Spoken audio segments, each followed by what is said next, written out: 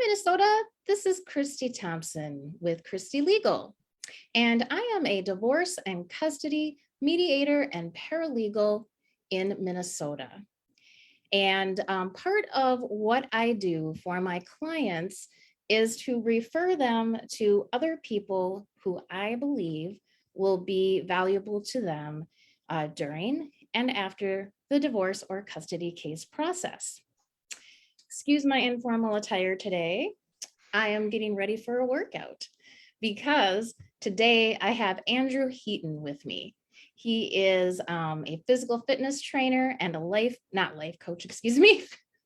health coach. I was just thinking about a life coach who I know. Anyways, he is going to talk to everybody about things that you can do to be healthier and reduce stress during the divorce and custody case process. And of course, anytime you want to. So please take it away, Andrew, and thank you for being with us. Awesome. Thanks, Christy, for having me. So my name is Andrew Heaton. I'm the owner, strength and conditioning specialist, and health coach at Life Strength Fitness.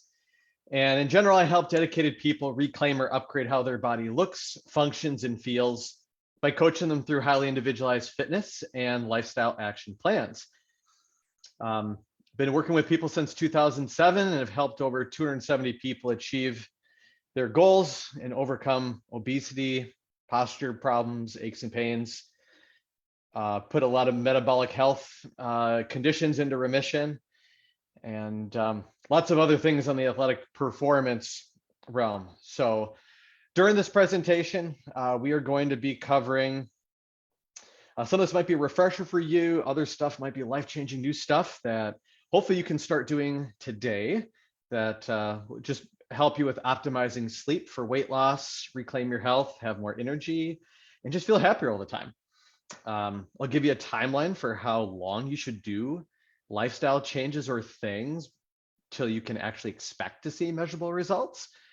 And then we'll transition to a few topics on exercise, and we'll cover recovery debt, what types of exercises to avoid if you're dealing with lots of stress or poor sleep, and what types of exercise would I recommend you include in your life multiple times per week that will help with the same things. So feel free to write down any questions and save them all for the end. And obviously, if we don't get to all of them, you are more than welcome to email me and I will address them anytime. So, Chris, do you have anything to add before we dive into sleep? Well, I know I like to sleep. Okay. I don't excellent. get enough of it. It's the story of everyone's life who has busy family and work schedules. So we'll kick it off. So we're going to just start by a brief overview of your circadian rhythm or circadian clocks. These are all real biological processes that all humans, animals, and plants have in their cells. Each clock is programmed to turn on and off thousands of your genes at different times of the day, which will completely run the show for how healthy you are, how much energy you have in the morning and the afternoon, and how much motivation do you have to exercise and be productive at work. And you just naturally get tired at the right time of the night and can fall asleep without any effort. Okay, so one of the first topics we're going to hit on is, do I even need to optimize my sleep? Everyone thinks that they're pretty good, or hey, it's just supposed to get bad as you get older and that's normal. Well, it's actually not. So these are some good questions to think about, and I want you to listen to them carefully, and I want you to write down a grand total of how many yeses you have to these questions. Okay, the more yeses you have, the more you can actually do to optimize your sleep to take care of these things. So, do you have some extra weight to lose? Do you have food cravings? Do you have a healthy hemoglobin A1C, HDLs, triglyceride, blood test results? Do you have prediabetes, type 2 diabetes, high blood pressure, or heart disease? Do you have depression, anxiety, headaches, migraines? Do you have a decreased libido? Do you wake up feeling tired and groggy?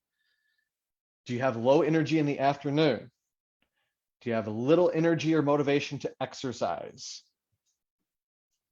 Do you have a short attention span or poor memory recall at work?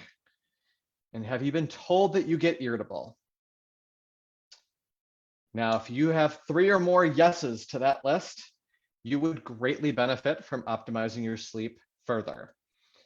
And just to give you an idea that 1 to 2 days of poor sleep can set some of these problems into motion, and a few weeks to a few months is all it takes to actually give you some major chronic conditions. Okay. And the National Institute of Health, the American Diabetes Association, and the American Heart Association all this year now have finally all agreed that all of these issues are completely grounded in suboptimal sleep. And also good news is that you have complete control to hit the reset button and start optimizing your sleep to help you lose weight, have more energy, improve your health, and feel happier all the time. Do we have any questions, Christy, before we dive into hitting the reset buttons? What we got to do? No? Okay. So how you hit the reset buttons? 2 big heavy hitters that I want you to focus on. First one, we need to get a significant dosage of light into your eyes to reset your brain and 20,000 other circadian clocks in your body. Okay, that's first. Second thing, we need to take that first bite of food, coffee, tea, anything that isn't water, that's going to hit the reset button on your gut and your liver circadian clocks. So these 2 things need to come together all at the same time, which we'll talk about a little bit later. But write those 2 things down. Okay, so now everyone's favorite topic that they ask me, Andrew, how do we optimize our sleep to make weight loss effortless? Okay, 3 things you're going to write down. Eat all of your calories between an 8 to an 11-hour window. You're going to eat all of your calories during the daylight hours. And we're going to be strategic about when we eat in the morning to reset those buttons. Okay, those are your 3 things. And we're going to talk about those a little bit further. So why an 8 to 11-hour window? Our scientists at Harvard and weight loss nutritionists in Spain, they have found that when people who spread out their calories, even the healthiest of eating protocols, over 12 or more hours, they never lost weight, even on the most perfect dieting protocols known to mankind. People who ate bigger meals, healthy or not, if they scrunched them into an 8 to 11-hour window, even if it was half crap, they all lost weight.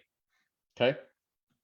All of your gut and metabolic hormones are only effective at breaking down your food for about 10 hours of the day.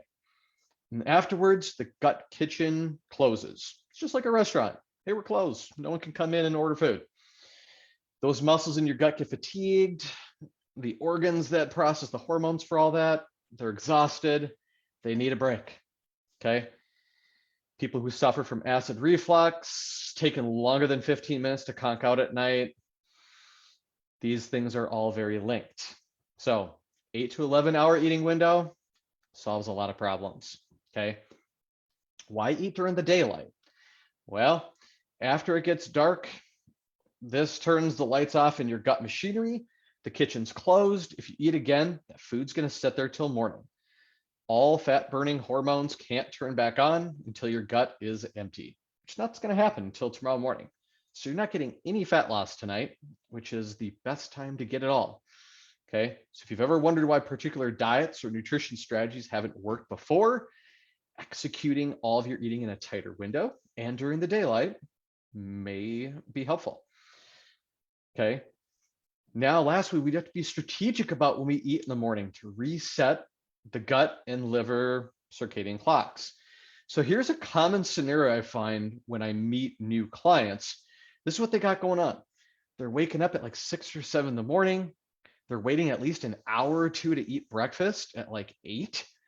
So that's when they're resetting their gut clock, is at 8 o'clock. Then they're working until 4 or 5 at night, and they probably don't finish the last meal of the day until 8 or 9 p.m. Well, a few problems with that.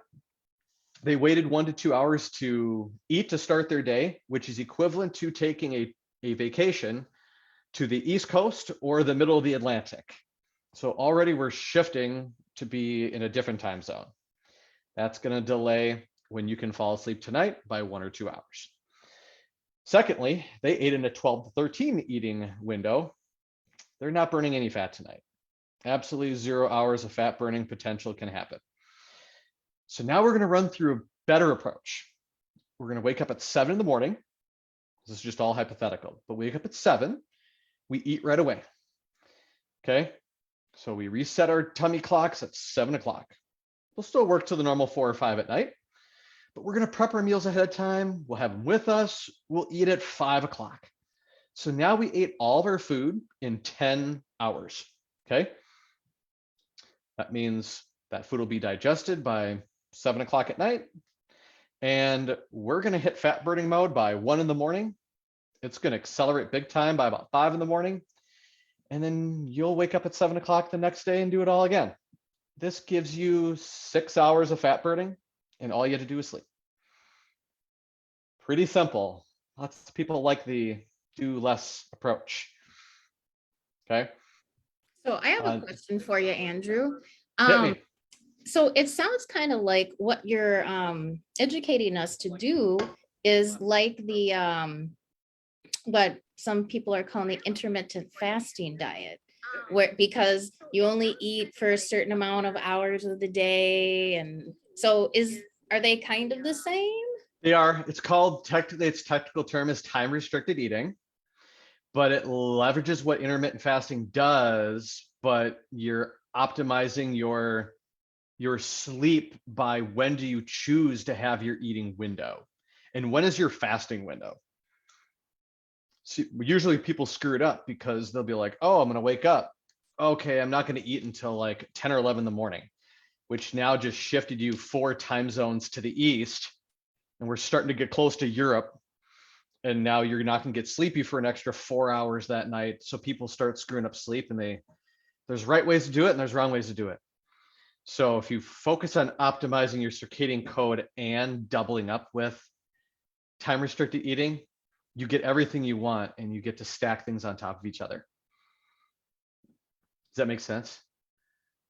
No, that's really cool. Your body will be happy as a clam. You won't be hungry. If you get all your food that your body metabolically needs in that 8 to 11 hour window, you can eat your last meal at 5 o'clock and you won't get hungry till 7 o'clock the next morning.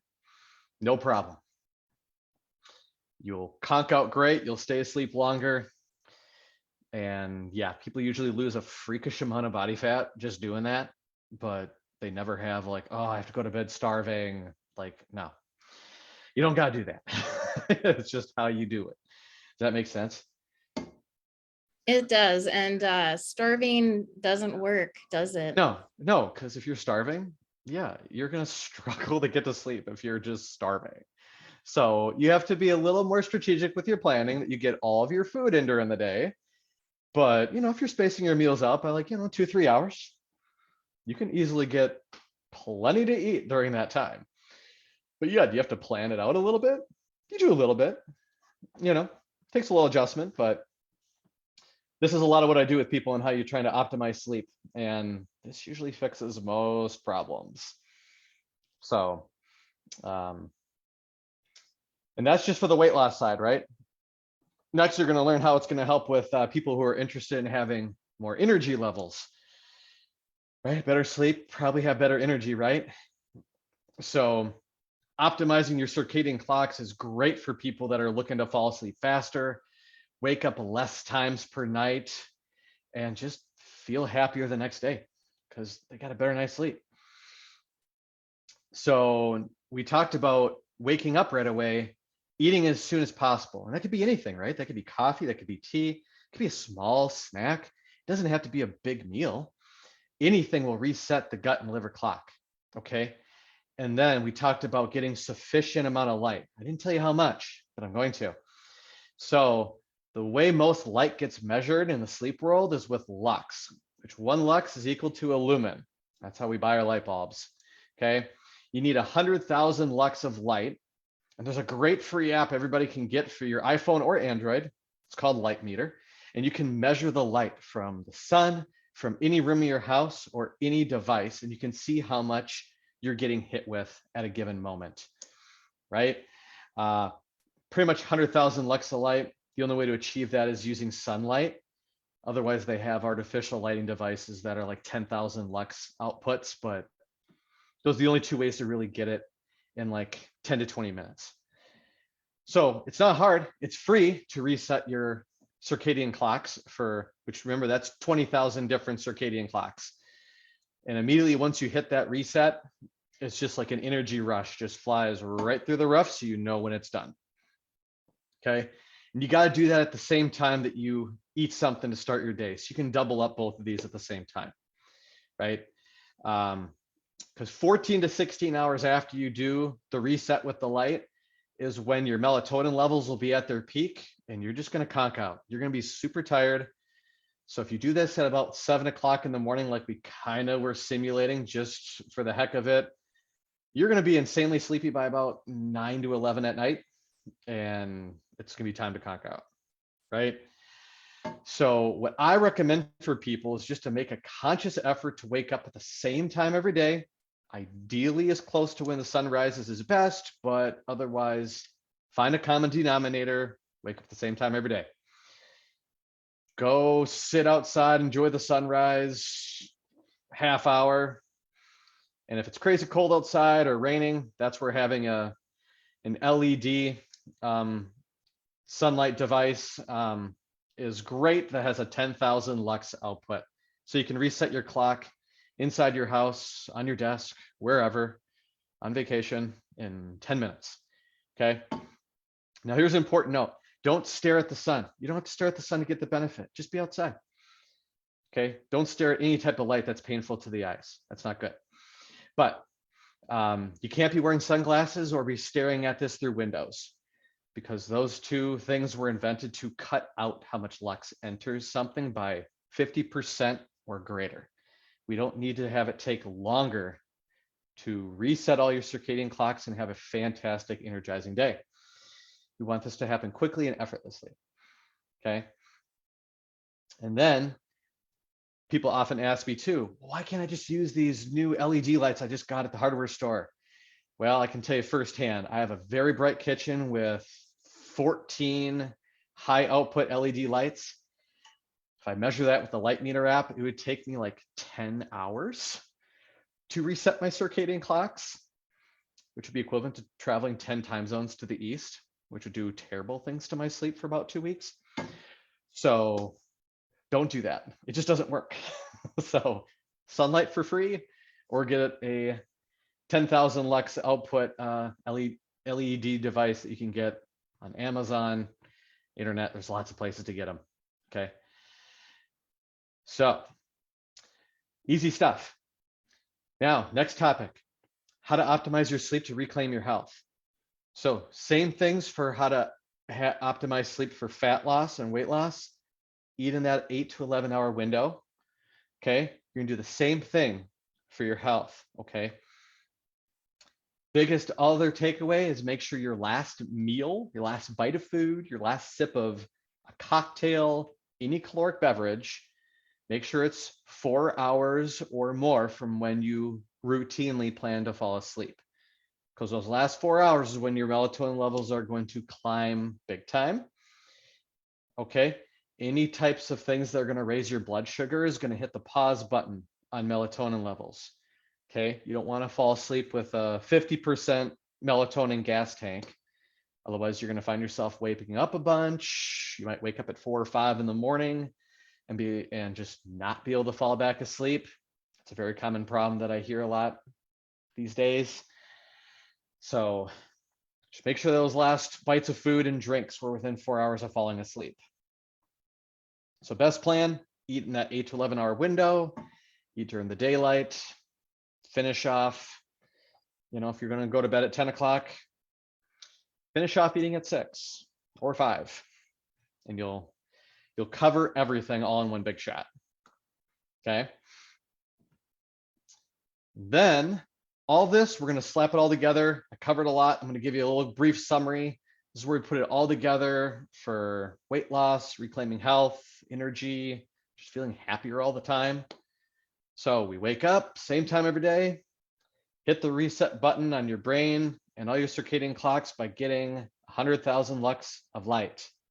No using sunglasses or windows. Okay. Eat something, drink tea, drink coffee. So reset your gut and liver clocks. Yay, all done. Eat all your meals in 8 to 11 hours. Finish that last bite of food and drink 4 hours before bed. And on top of that, give yourself at least 8 hours of actually being in bed so you can get the 7 hours of sleep that all adults need. Okay. Any questions on sleep stuff before we kind of move into how long should you do things to get measurable improvement? Yeah, there are no questions from the Facebook viewers. Okay. Just want to say, thank you so much though, because I have already learned 3 things, and I consider myself at least a little bit knowledgeable about health. And I really need to do that. What was it called? Limited time frame eating. Is that right? Time restricted eating. Time restricted eating. TRE if you're going to Google something. Or there's a bunch of books that cover this, but yes, time restricted eating. I'm very inspired to do that because now I understand why it works. And yes. Yeah. And, for logical people, that's really important. Yes. And most in this, the next thing I'm going to talk about kind of ties into that is, especially with sleep stuff, sleep, new things that you're doing to optimize sleep. Of all the different things that I have done with people over the last 14 years, things that you're doing to optimize sleep, I love them because they're all free or very low cost, but they take the longest time to actually start reprogramming genes, hormones, and enzymes to actually give you measurable benefit if you know what to measure to prove it. Okay. Some nutritional things will work faster. Exercise, lifestyle, and supplement things will work faster in general. But a general guideline I give everybody for anything you ever do, remember this: anything new you add to your life, whether you're starting something, stopping something, changing it up, it takes 21 days to remove an old habit at the neurological level. Any habit takes 21 days. Takes 40 days to solidify a new habit so that it feels effortless. You may or may not get any measurable benefit yet. You likely will, unless it's something in the sleep world. It could take longer. 90 days is the golden number of how long it takes to reprogram genes, hormones, and enzymes to better serve you if whatever you were implementing was individualized to you properly. It's actually going to work for you. So if you or someone you know ever stopped doing something new with eating, sleeping, lifestyle, supplements, whatever, if you quit doing it in under 90 days, you didn't give yourself a fair shot at getting measurable benefit.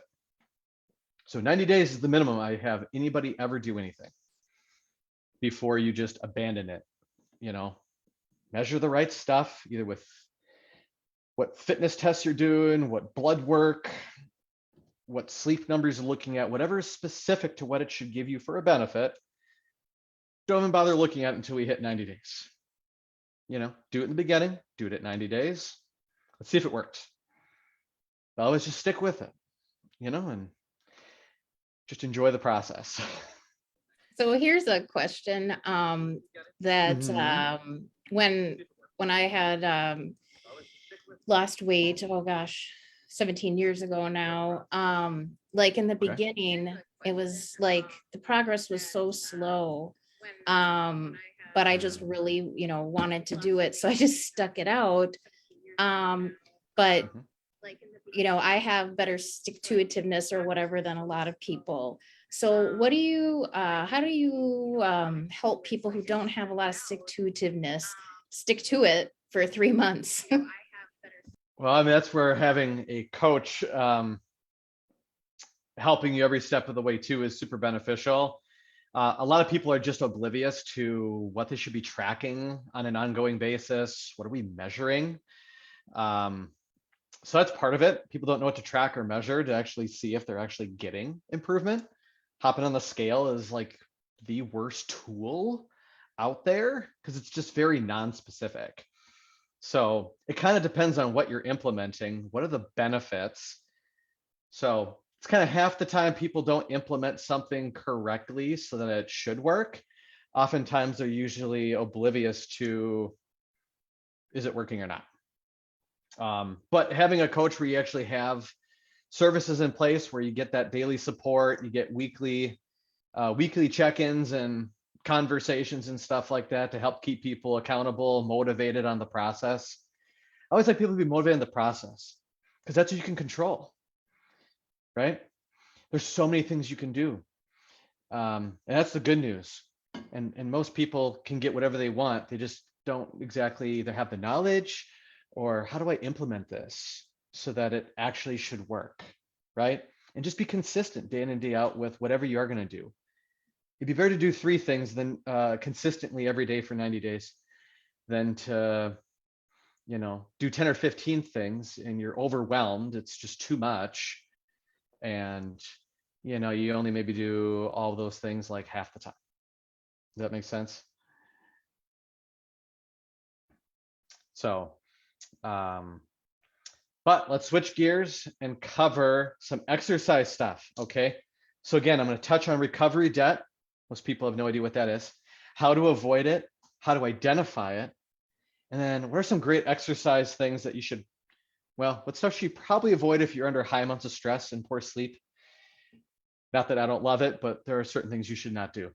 And then what's stuff that I should probably start doing or make sure I am doing that's going to totally help, right?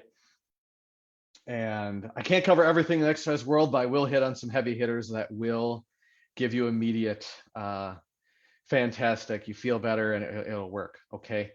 Now, some of this info is true to everybody, regardless of what you're struggling with, but I did, again, based on Christy's request, to make a strong emphasis on those who are heavy stressed with jobs, home life, probably aren't sleeping great because of high stress, and they want to individualize their exercise in a way that can help them manage that, sleep better, and maybe just leave feeling happier than when they walked in, right? So recovery debt, okay? Lots of people have been falsely led to believe that 80% of all the effort you have to do to have a great looking body is, let's just spend multiple hours a day at the gym working out. Or if you have a super busy schedule, just do a bunch of high intensity interval training and burn off as many calories as you possibly can.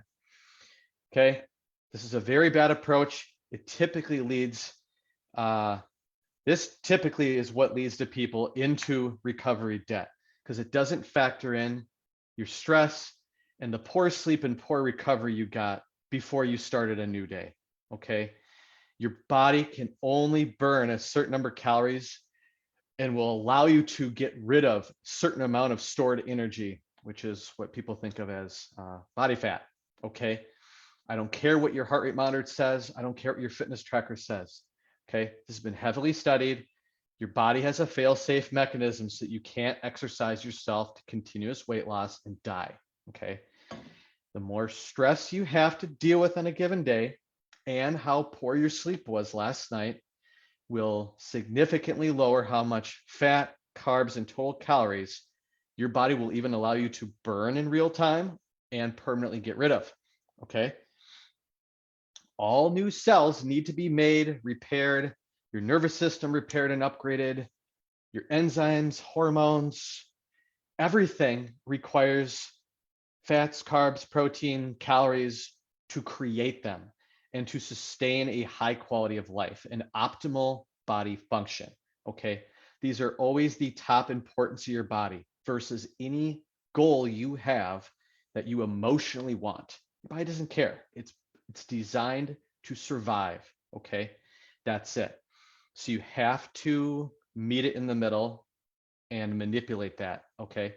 So if you exceed your caloric expenditure for a day under high stress and poor sleep, you will quickly put yourself into recovery debt. We're going to talk about that in a minute of how to keep yourself in check and how this all works, okay? But understand recovery debt, think of it like a terrible bank loan, okay? except for you can't make small payments over time and pay it off.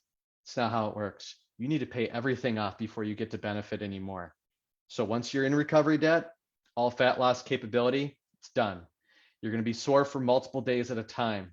Your ability to heal is going to be terrible. Your ability to get any improvement from any fitness program, it ain't happening. Okay. So how do you know how many calories you should be eating on a daily basis? Or what's my max calorie burn that you can do? So your homework is going to be go find a resting metabolic rate calculator on the internet. Figure out what your resting metabolic rate for calories is for you. Okay. Then technically your max burnability in the perfect world, you can times that by 2.5. Okay. And then you'll subtract off your resting metabolic rate. Most people don't have the perfect world because they have work stress, life stress. They didn't get 7 hours of sleep, 2 hours of deep sleep, and they weren't conked out for 90% of the night. And they didn't eat perfectly. Oh, and have no stress. So what's a better measurement gives a little cushion. With my clients, I'll take the resting metabolic rate times 1.8. Okay. And then again, you have to subtract off your resting metabolic rate at the end. So for me, perfect world, that looks like 1,372 calories for what I can actively burn between exercise, walking around, and any other additional physical things I did throughout the entire day. Okay. Which includes my metabolic rate, just standing here doing nothing. All right. That's perfect world. If you're under high amounts of stress, you have to lower that by about 30%. So either high stress or a bad night's sleep, either one, take 30% off that. So for me, that dials it down to 960 should be my max target to avoid recovery debt. If I have both high stress and a bad night's sleep, we're going to drop it by 60%. This puts me at 548 calories for the most I should target to burn from any efforts.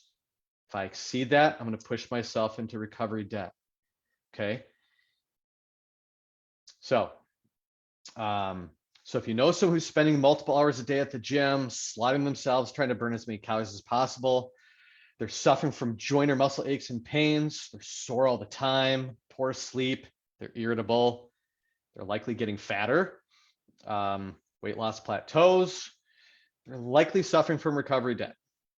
And they should strongly consider individualizing their approach to have their active calorie expenditure be within their means and factor in sleep quality and stress so they don't overdo it. Now, there might be questions on that. Chris, do you have any thoughts, questions on that? No? Nope, there aren't any questions as of now. And I hope I went slow enough so people could write that down. Otherwise, email me. I'm happy to go over it again and again. But that one's a big one so that people don't, I don't want my clients ever to run into plateaus for anything, for improvements in the gym, anything you're trying to do. But that's the most common way people sabotage themselves and they had no idea. So types of exercise to avoid. Okay. Now keep in mind that this is, now that you have a little bit of understand what recovery debt is, how to avoid it, some things to watch out for. We already talked about if you're under high amounts of stress, it's easy to push yourself into recovery debt, right? So if we have high amounts of stress, our sympathetic or fight or flight nervous system is active all the time, multiple hours a day. It was never designed for that. Okay. So if we're going to go exercise, we don't need to keep that flipped on and stress ourselves out an insane amount on top of that and see how much can we load ourselves up with, right? It's just going to put you down a big black hole. Okay.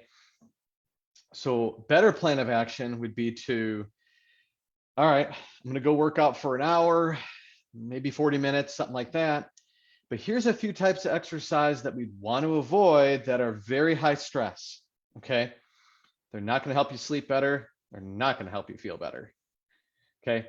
Bodybuilding programs, max effort strength training, heavy eccentrics or heavy isometric strength training, any type of high speed training, plyometrics, or the very high intensity interval training that's either aerobic or anaerobic. These things are all going to just make it worse. Okay. I love all these things, but they're not the things that people should do that under high amounts of stress and poor sleep. All right. And they're going to make you more stressed and they're going to make you sleep worse tonight. So now you might be wondering, well, what types of exercise should I do? Now, there's a number of different things you could do, but there's kind of two main categories that I want to touch on that are great at shifting your nervous system into the parasympathetic or relaxation side. Okay. These will help you feel less stressed. They will shift your body into a recovery and repair mode, and they'll improve your sleep quality. Okay. And the first one's going to be cardiac output aerobic conditioning. That's a very specific method of aerobic conditioning. All right. The other two things I'm going to touch on will be dynamic stretching and static stretching. Okay. Now, I tried my best when I put these together to get it all right. So let me know if you have questions either now or I'll give you emails or websites and you can ask later. But cardiac output aerobic conditioning, some benefits to get you interested in what it is.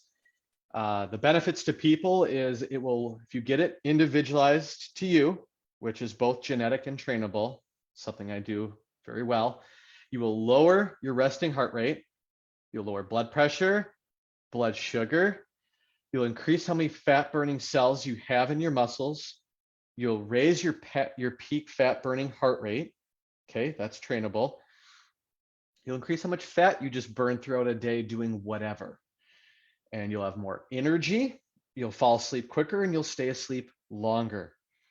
Okay, and the good news is people can implement this method of aerobic conditioning, running, rowing, biking, just a lot of different types of body weight activity and outdoor recreational things. Okay, you just have to get your intensity right, which is you have to test what your aerobic threshold is, which in English is your peak fat burning heart rate. Okay, I can do this, Lifetime can do it. There's only a few places you can get it done in Minnesota. You want to train 5 to 10% below that threshold if you can go get it tested somewhere. Okay, and that's the heart rate you're going to thrive at for around 32 to 60 minutes. And you'll want to do that 3 days a week for max benefit. Okay. Next, I'm going to switch into dynamic stretching. Okay, which I'll tell you what that is. But benefits to dynamic stretching, think when you hear dynamic, think movement. Okay. So dynamic stretching will help people who are looking to increase range of motion that they have when you actually want to move your body and do things. If you want to improve how your posture is when you're moving throughout the day, it'll help with that. It'll help you reduce targeted muscle aches and pains of all of your mover muscles that you have and increase your energy.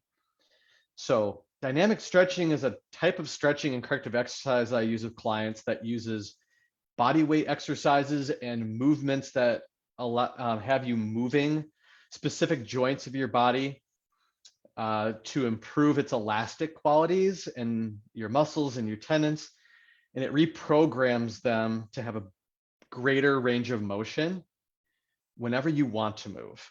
Okay, you'd want to include these activities after about a 10-minute warm-up. Okay, and you're going to move your body and joints at a speed and a range just enough to feel a light stretch every time. It's pain-free. And there's so many exercises you can look up online for what this is. You probably want to do somewhere between like 6 and 20 reps for each of them. And you could build in like 5 or 10 of these after like a 10-minute warm-up and get all the benefit. That's a cool thing. It doesn't take that long to get all the benefit. And you want to do that like 3 days a week. Okay. Now, static stretching, most people have heard of static stretching, which is just like holding a stretch. Benefits are even more, but static stretching is great for people who want to have less muscle tension when they're sitting or laying down. Okay. It'll help you with sitting and laying down postures.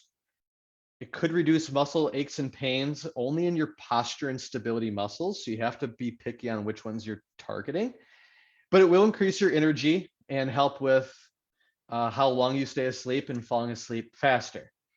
Okay. And you'll just feel less stressed out when you're done doing it. Which static stretching, it's important that so if you pick all the correct muscles that actually are tight that shouldn't be, the stretch should always be very light. It should be pain-free, barely detectable. You're going to hold it for around 30 seconds, but people that have way more stress, you got to keep holding it until you actually feel a noticeable change in the tension. Otherwise, it's not going to do anything. And that's usually where people screw it up. So hold it until you notice a reduction in your muscle tension. Okay, don't just magically stop at 30 seconds. All right. And you'd want to do at least 2 rounds of each stretch to actually have this give you benefit. And this is a great thing to do only at the end of any workout or walk when your muscles are very warm and elastic. And again, this would be a 3-day-a-week kind of max benefit approach. Anything more, you're not going to get any faster results. Questions? Could be anything, but questions. So I had never even thought about the difference in types of stretching. So this has been very educational for me. Yes. I just, know that, you should stretch out after you work out. And that's honestly about all I knew. Yeah, it's just targeting the right ones. Certain muscles are movers and certain ones are posture and stability ones. So when you're doing a stretch and a hold, it's got to only be postural muscles, you don't want to stretch a mover because then you'll make it weaker and then you'll get more problems. So you don't want to do the wrong ones. That's our part of having somebody that knows what they're doing is helpful. But Exactly. Stretch posture and stability muscles. Do not stretch and hold movers. Rarely have I ever had to do that with any person to get rid of acute or chronic pain, improve posture, whatever. So that's half of it. It's just one, you have to test and see which ones need it, but only stretch and hold, posture and stability. But then you can do dynamic stretching stuff, which honestly to most people feels like a workout if you just blend it in with a warm up of just pick your mover muscles they just need to have a better range of motion whenever you want to start moving your body, and you just feel tight. So that's kind of how you pick and choose. All your dynamic stretching can be in with your warm-ups. All your static stretching is at the end. So there you go. But all those will help with sleep quality, lower stress, and all the other benefits that I gave you. So Awesome. Well, that was like a great amount and quality of information. And how about you tell folks how they can get a hold of you? Your contact information is in the post, but kind of like tell people like about what it's like to work with you and that kind of thing. Sure. So I always do a complimentary consultation with everybody before they start working with me. And I just love learning about what you're struggling with, what your goals are, what obstacles you have. And I have a number of different in-person and online fitness services and also online courses and lifestyle coaching. So I always like to make sure that people are going to choose services that are going to actually be very beneficial at overcoming anything you're struggling with, achieving your goals in the shortest amount of time. So it's a lot of options, but it's all very individualized to each person. So I always do I'm always doing baseline and ongoing testing. All my people always know they're always getting measurable improvement every step of the way. Everyone's programs are done to perfection and it's very individualized. So anyone can schedule a complimentary consultation with me at lifestrengthfit.com. You can email me at andrew@lifestrengthfit.com. Any questions you didn't ask or would like private answers to. Those are the easiest ways to get in touch with me. Otherwise, I'm on Facebook, Instagram, LinkedIn, YouTube. So you can find me all over. As well as on the phone. Yes. Thanks so much for your time today, Andrew. No And problem. Thank you.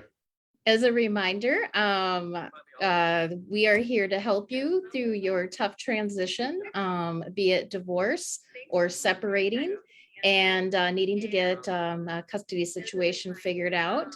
And I'm here to help with the legal stuff, and Andrew's here to help with the health stuff. Thank you so much for your time today. And I also offer free initial consultations about the legal stuff. So if you need that kind of help, please contact me. I'll send you my calendar tool link, and we'll have our free initial consultation. Have a great day. Stay cool, but let's not complain because we don't want it to snow. Thanks. Bye-bye.